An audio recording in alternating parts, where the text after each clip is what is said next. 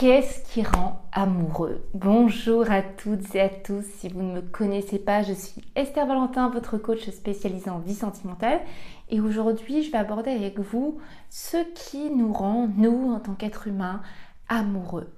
Parce que je vous parle de sentiments, parce que je vous parle de couple, parce que je vous parle d'investissement, mais avant toute chose, avant même ces sentiments, qu'est-ce qui génère ce sentiment d'être amoureux? Parce que les sentiments profonds, eux, se créent sur, je vous l'ai déjà expliqué dans une autre vidéo, un cumul d'émotions positives, c'est-à-dire que dans l'amour qui est plus complexe, un des plus complexes, je dirais, sentiments, ça va être la joie, ça va être l'attirance, ça va être la tendresse, et c'est tout ce cumul d'émotions qui relie à un sentiment amoureux. Mais quels sont les comportements en fait qui rendent amoureux? Qu'est-ce qui fait dans notre approche de l'autre et de la relation? Qu'est-ce qui fait qu'on se rend amoureux? Que ça puisse en tout cas déclencher les sentiments amoureux. Et vous allez aussi comprendre donc ce qui vous privera de les déclencher, ce qui vous privera aussi vous normalement de les ressentir. Donc autant quand je vous ai expliqué dans d'autres vidéos que c'était des émotions qui créaient le sentiment, là je vais plus vous parler des comportements qui vont être le meilleur terrain, on va dire le terreau à construire des sentiments amoureux. Je vais vous parler de 3 comportements différents. Je vais vous parler tout de suite du premier, ça va être de ne pas rester en surface. Qu'est-ce que ça veut dire? Si je m'arrête juste là, ce n'est pas très clair. Donc évidemment, vous le savez, je vais vous expliquer. Ne pas rester en surface, ça va mettre tout de suite un petit panneau attention. Attention au sentiment amoureux qui est basé uniquement sur l'attirance. Quand je parle d'attirance, c'est ce que l'autre dégage en termes de physique mais aussi de personnalité au premier abord. C'est-à-dire quand on commence vraiment à se côtoyer en début de relation, il faut une pleine conscience qu'on est encore, et c'est normal, on ne fera pas abstraction de ça, dans une forme d'idéalisation de ce que l'autre est, pourrait être, si on avait toutes les informations. Mais on n'est pas du tout encore sur des sentiments pour ce que l'autre est réellement en profondeur. On ne peut pas, je ne le dirai jamais assez, connaître un être humain en profondeur.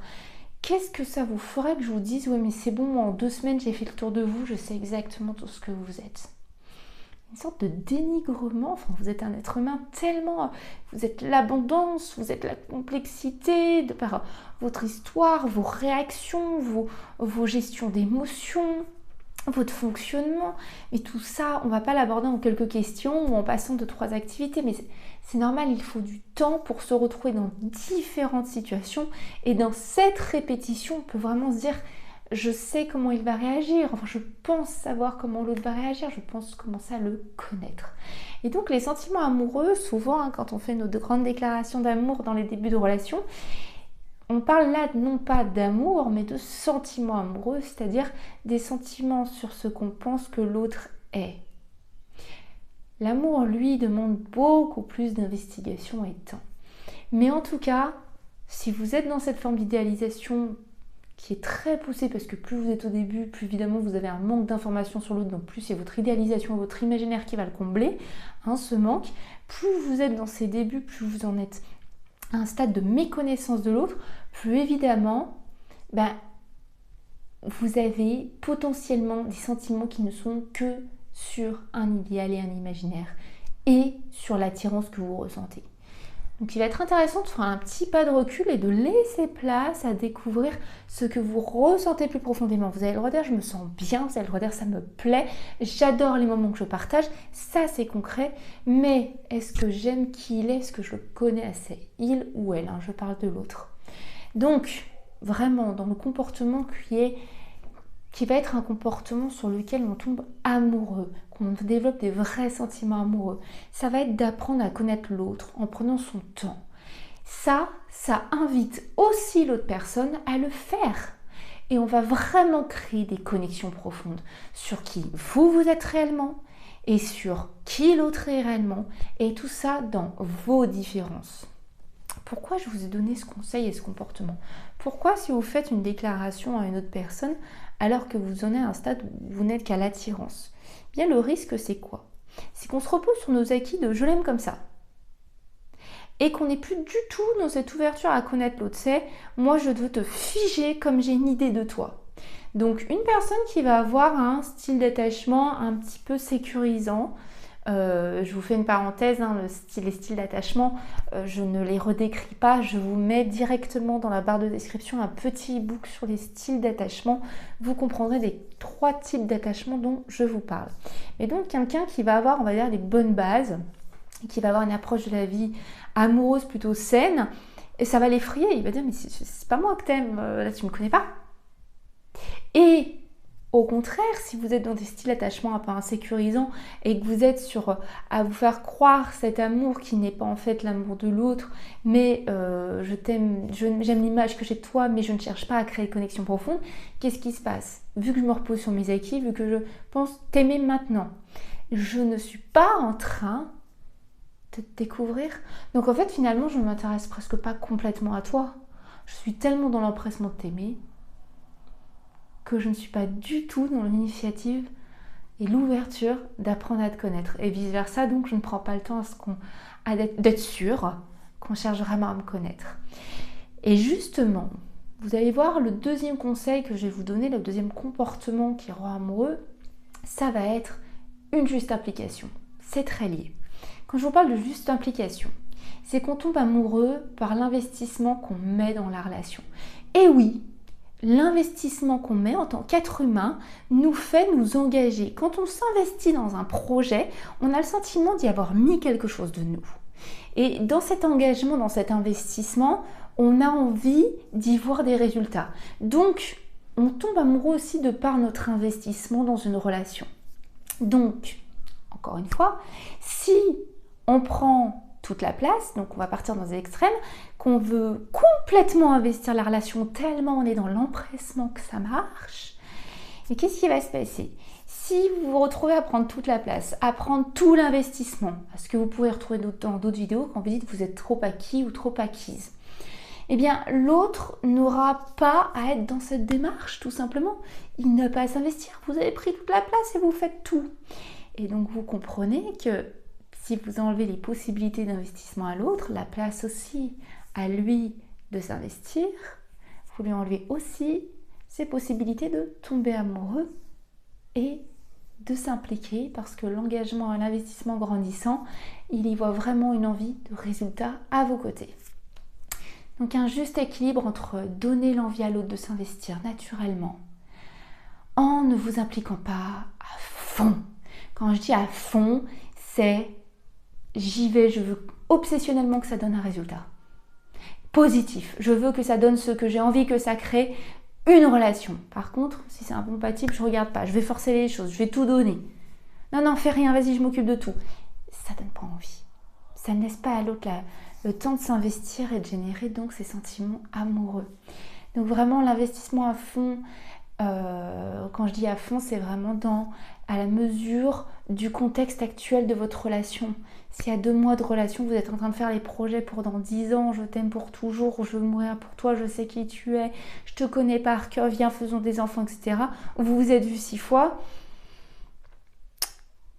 Bon, qu'est-ce qui va se passer? Vous pouvez tomber sur des personnes qui vont juste se laisser porter, en fait, mais qui n'ont pas eu le temps de faire toute cette démarche d'investissement et donc de réel engagement auprès de vous et de la relation.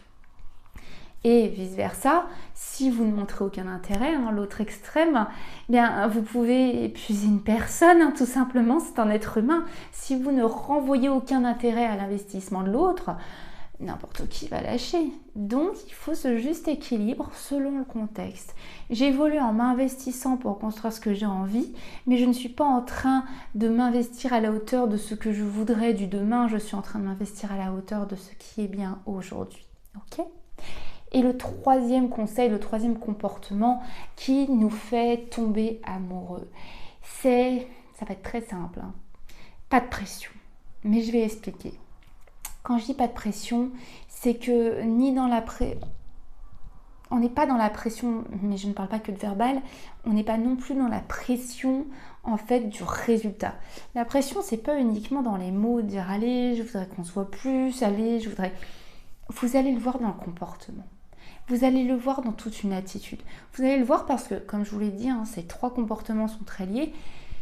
Vous allez avoir, quand une personne est pressée, encore une fois, elle est en train de quitter l'instant présent parce qu'elle veut construire l'imaginaire qu'elle a dans sa tête tout de suite maintenant, alors que c'est son imaginaire. Elle n'est pas là dans la relation, vraiment. Et donc, en fait, dans cette pression du résultat, il faut que ça fonctionne, c'est ça que j'appelle pression du résultat, il faut que ça fonctionne, c'est pas je regarde si ça fonctionne en m'y impliquant pour que ça fonctionne, c'est il faut que ça fonctionne à tout prix. Bien sûr, il faut que ça fonctionne, donc la pression du résultat, et aussi dans la pression que l'autre doit correspondre absolument à ce que vous voulez, à l'image que vous en avez, et bien ça ne fait rien grandir, c'est étouffant. En gardant en tête, bien en vue, ce que vous souhaitez, évidemment, vous savez la destination que vous voulez donner à votre vie amoureuse et donc là où vous allez vous investir dans une relation si elle y correspond ou là où vous allez vous désinvestir d'une relation si elle n'y correspond pas. Bien en vue ce que vous souhaitez, ok, ça faut le garder. Mais, il y a un mais, toujours une question d'équilibre, tout en gardant aussi une forme d'accueil, tout en accueillant tout simplement l'autre pour ce qu'il est. Accueillez cette personne vraiment pour ce qu'il est, accueillez les informations, regardez-les, restez ouverts, restez ouvertes, parce que vous serez 2 choses positives. Déjà, il y aura 2 résultats positifs à faire ce fonctionnement. De garder en tête ce que vous voulez, mais de rester très accueillant sur ce qui est réel, ce que l'autre vous transmet, vous apporte, ce que vous découvrez. De 1, vous allez gagner à être bien mieux en mesure d'évaluer si cela vous correspond réellement. Si votre échelle de valeur elle est faite uniquement dans « je regarde tout droit, je veux que ça marche, vous n'avez pas du tout votre énergie à juste être « je sais ce que je veux, voilà ce que je vis, est-ce que ça correspond ?»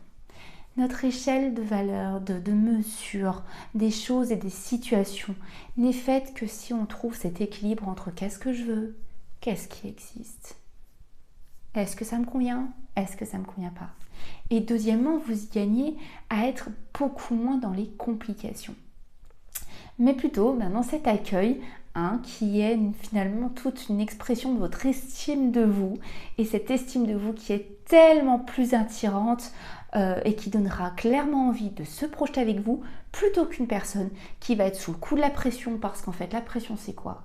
C'est notre propre insécurité vis-à-vis de la vie amoureuse qui ressurgit et qui veut faire que ça fonctionne absolument. Donc, une personne qui met la pression parce qu'il faut que ça marche à tout prix versus une personne qui, moi je sais où je veux aller, mais je savoure ce qui est et je prends le temps de l'évaluer parce que je sais ce que je veux dans ma vie. Je vous assure que c'est le deuxième choix, la deuxième option, qui est le comportement attirant, qui donnera envie de ne pas vous perdre, envie de s'engager, et évidemment, qui vous met dans les meilleures opportunités, le meilleur contexte pour développer des sentiments pour vous. Et c'est tout ce que je vous souhaite, que ça se fasse sur ces bases saines, que ça se fasse naturellement. Mais voilà les 3 comportements qui peuvent, si on ne les met pas en place, nuire vraiment à engendrer des sentiments amoureux parce qu'on aura nos insécurités qui vont essayer de prendre toute la place. Et vice versa, si au contraire on a laissé nos insécurités de côté, en tout cas qu'on s'en est bien occupé, donc qu'elles ne nous prennent plus tout l'espace, et qu'on est vraiment dans ce fonctionnement d'estime de soi, de sincérité, d'ouverture à l'autre, on fait fonctionner ce qui doit fonctionner, on laisse aller ce qui ne doit pas fonctionner, tout simplement. J'espère vraiment que cette vidéo vous a plu. Si c'est le cas, n'hésitez pas à la liker. Et dans tous les cas, vous savez très bien, moi je ne vous lâche pas parce que je vous retrouve très très vite pour une prochaine vidéo. À très vite. Bye bye.